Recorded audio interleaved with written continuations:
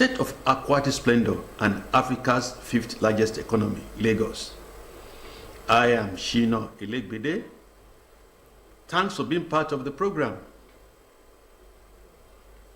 We start with our commiseration to the families and friends of those that died in the boat mishap in Niger State and Lagos State of recent. We pray to God to grant them eternal rest and comfort those whom they've left behind. Well, as they say, the show must go on. So we move on. You will recall that during the pre-64th independence anniversary of Nigeria, most heads of ministry, department, and parasitas at the federal level addressed the media as regards their scorecard performance-wise. And the Minister of Works, David Umahi, did alert the nation that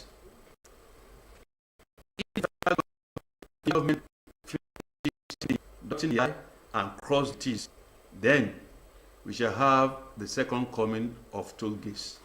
That is, second coming of the tolling of some major highways at the federal level.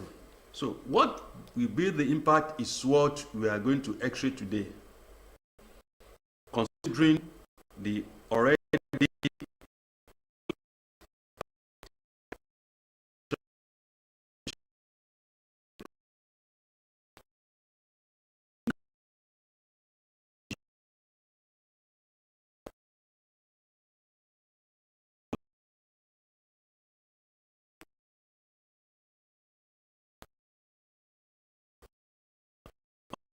and I'll appreciate Shola Muyake for being there for us. Shola, you're welcome to the program. Thank you very much, sir.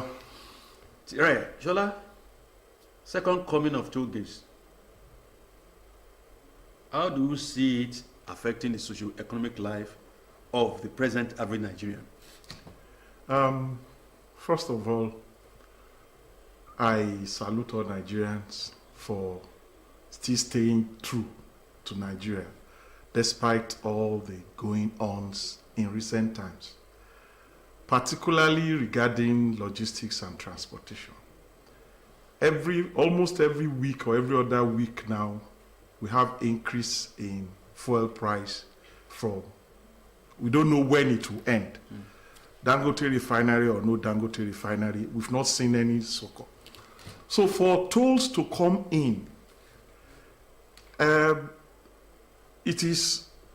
are two sides to the coin, and I will talk about the two sides. The first side is what has been the performance of the federal government in terms of road maintenance in the last years. It's not been good enough. And the complaint has always been funds, paucity of funds to maintain it.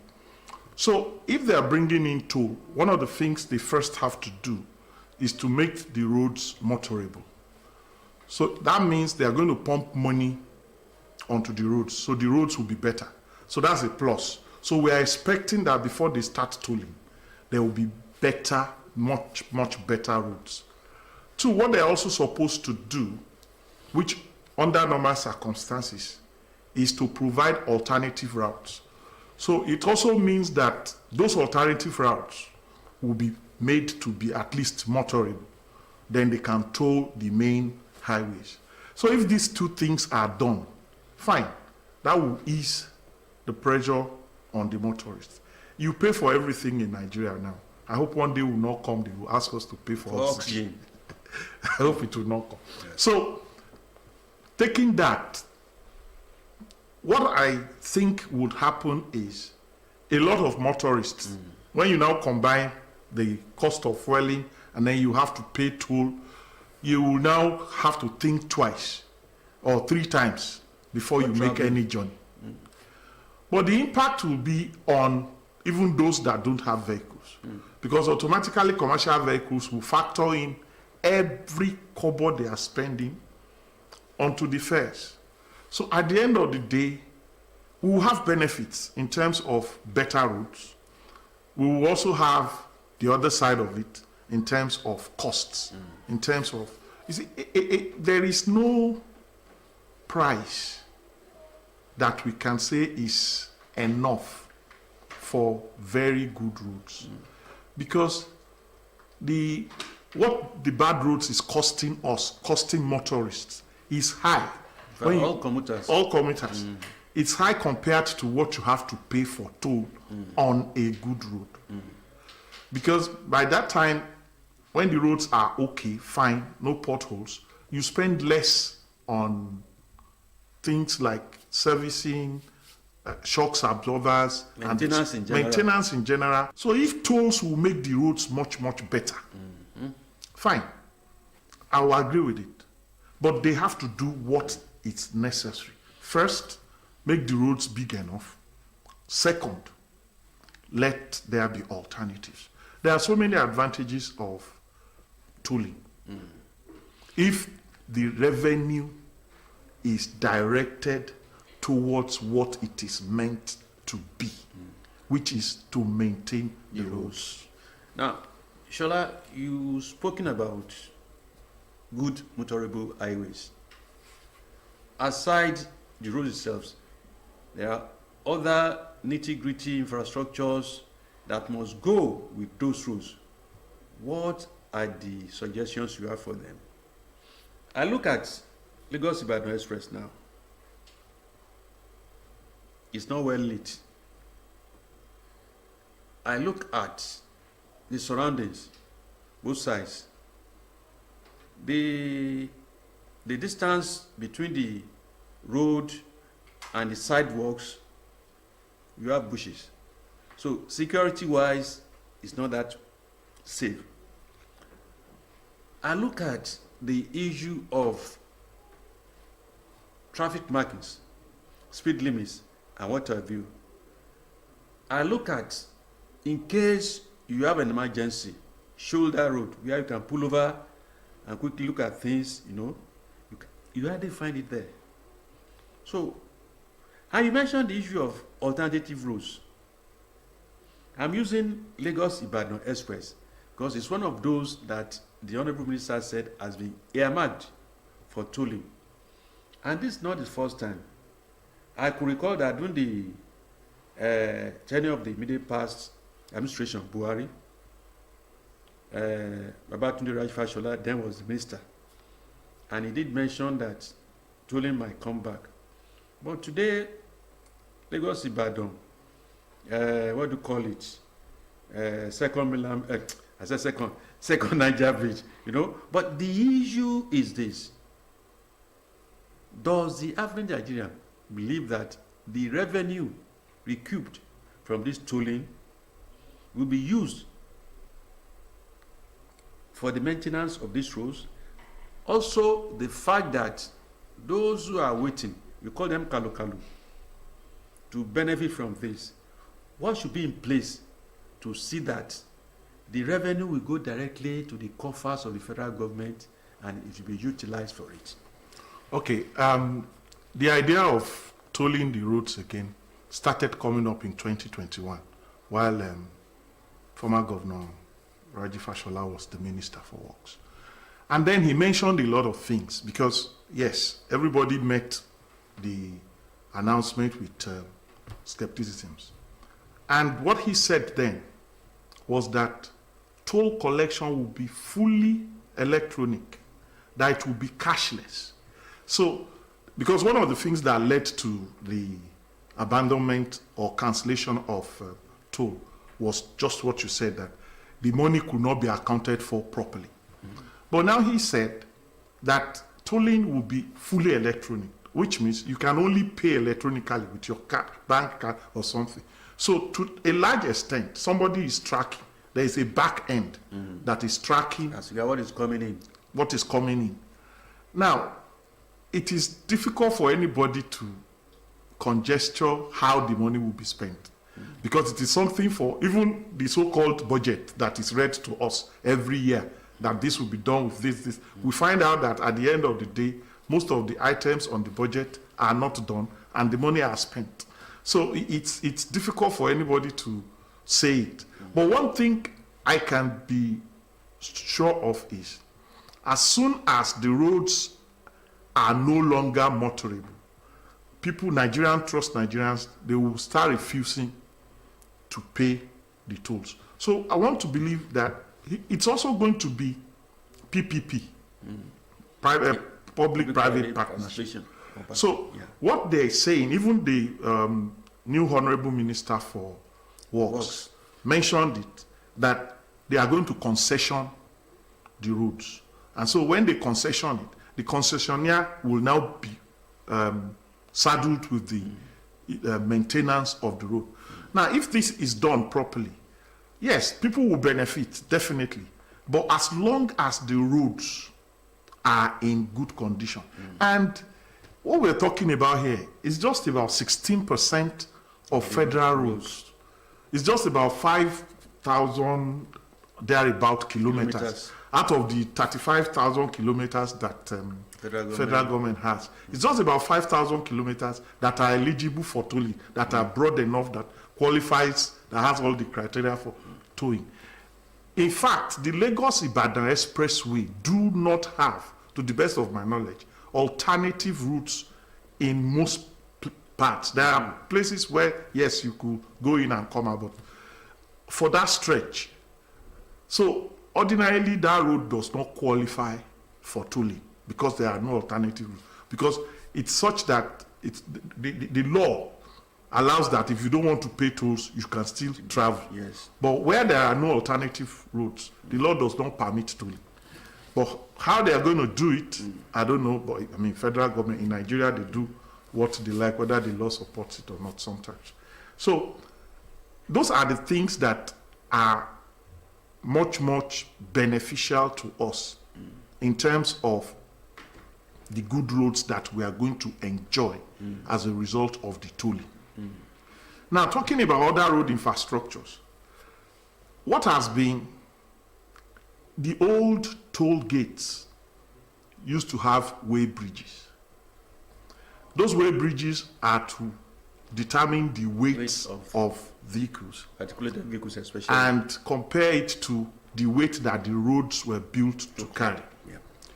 What damaged Lagos-Ibadan Expressway in the past, you will find out, is the heavy lorries that carry heavy items from the ports, to all other parts of the, yes. So, and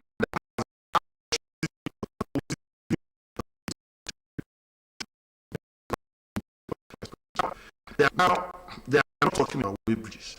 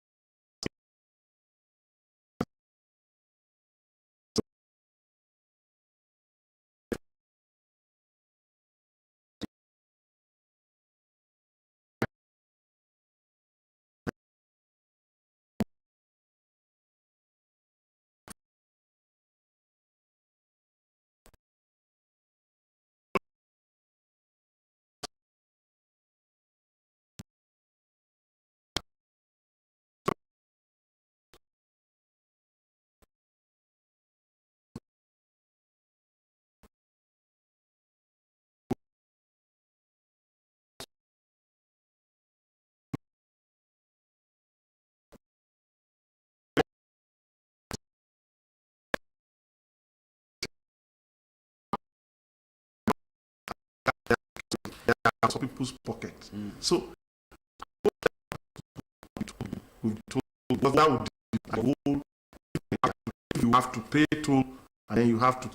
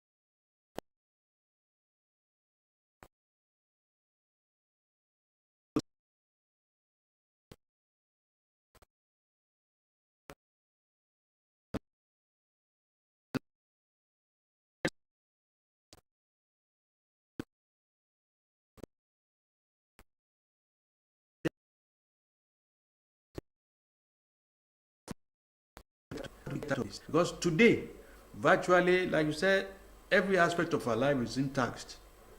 Yes. And honestly speaking, the result is not there in terms of whether the road maintenance in your local government area, state government, or federal government. It's like you are adding another burden to the average Nigerian's life. How do you see this?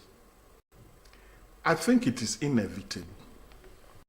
I agree with you totally that it's an added burden.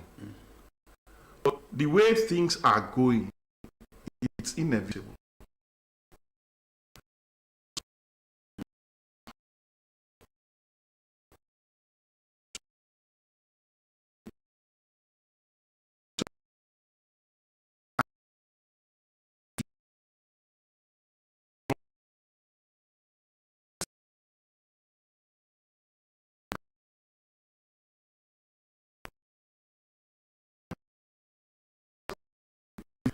So traffic will reduce. So some costs will reduce. Maintenance costs will reduce. So some costs will reduce.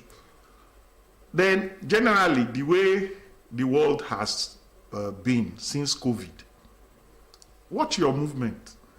So the economy and everything is teaching Nigerians to know how to plan, to know how to budget. So if that And make is productive journey. yes, if that journey is not productive and it's unnecessary, you don't make it. You don't buy fuel at 1,000 naira plus and then wake up on Sunday and say, I want to go and see my friend. After church, if you go to church now, you come back home and pack.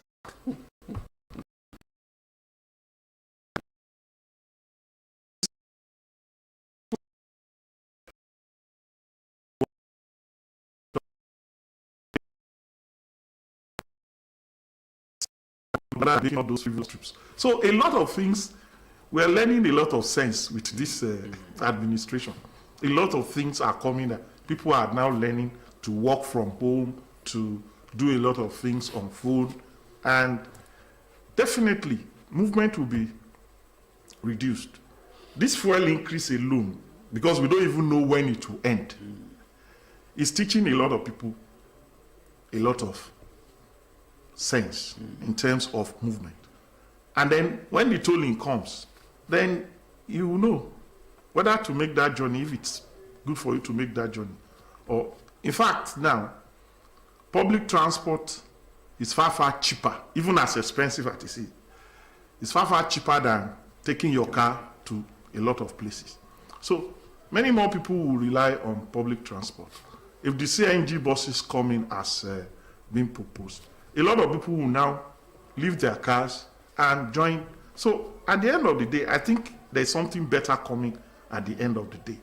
Something much, much better. So the tolling, yes, it may bring some increase in costs, but the totality of it, if, that's the caveat, if that money is used to maintain the roads, then all these benefits will overshadow whatever discomfort or whatever cost increase that we're going to have. Yes, you just mentioned the issue of compressed natural gas vehicles being pursued by the federal government. Majorly, all this coming up of recent has to do with commercial buses. Now, I mentioned the issue of hunger, food insecurity. As of today, you hardly have specialized vehicles that will move farm produce from the farmlands to the major centers for distribution, for retailing, and what have you. Even the CNG buses, we've not heard of whether there is memorandum of understanding between the federal government and these transporters. Keys or the conversion is being done for commercial vehicles free. I know that I've brought people on transport line where they elucidate on what is going on. Yeah. With the proposed tolling, CNG and what have you, if government did not deem it fit to extend the conversion to these articulated vehicles that we carry products interlands, farm produce. Ditto, those that be moving goods from the ports. Because as of today, there is this policy somersault, whether NRC is really fully equipped to move containers from the ports to the interlands or to the inland depot, inland dry ports rather, Yeah, dry ports. where we can move them to other parts of the country. What's your advice to government? Well, there are two sides to it again. Yes, they are doing conversion for commercial vehicles. But before your vehicle is converted, there is a standard that your vehicle should meet. So it's not all the commercial vehicles that actually are good enough to be converted. So that's why the number so far that have been converted is low. Because your engine, there's a test they have to do I know. to ensure that your engine Yes. is Mechanically capable, sound, yes, and other issues, yeah. and commercial vehicles generally do not meet those standards. Majority of commercial vehicles do not meet those standards before they convert, and that's why the rate of conversion is still very, very low. So with the CNG buses coming already, that's a step in the right direction. What we advise the government is to approach the cooperatives, let the drivers and the other unions form cooperatives and let them have these vehicles. Memorandum of understanding, I'm sure they have a draft, maybe because the buses... commuters have not felt it. It's The our CNG money yes, the that is CNG has being not... used to kit all these commercial vehicles free, and yet they still maintain the same rate. Lagos to Ibadan, or to Ilorin or Abuja. Because what is the percentage?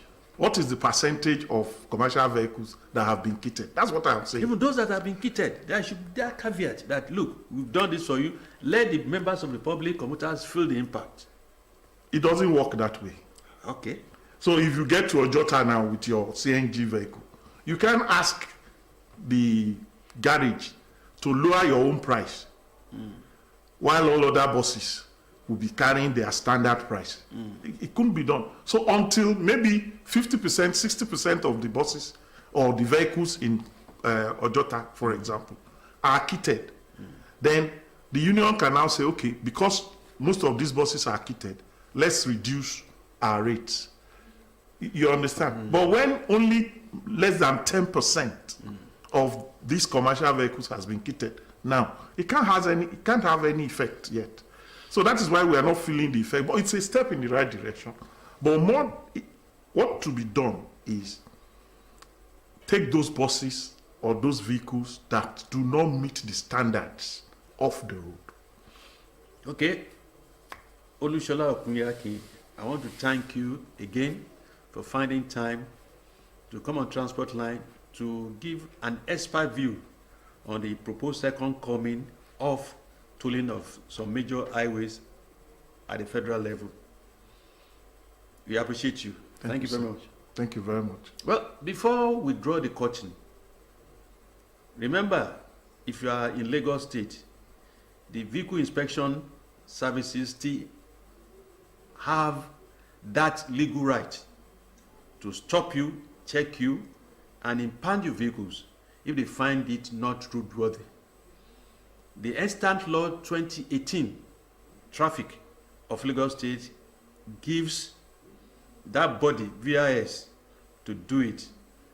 The recent judgment in Abuja has to do with what? Federal. That is why we are calling for true federalism. But anyway, the major thing now is that please continue to be your brother's keeper. Empathize.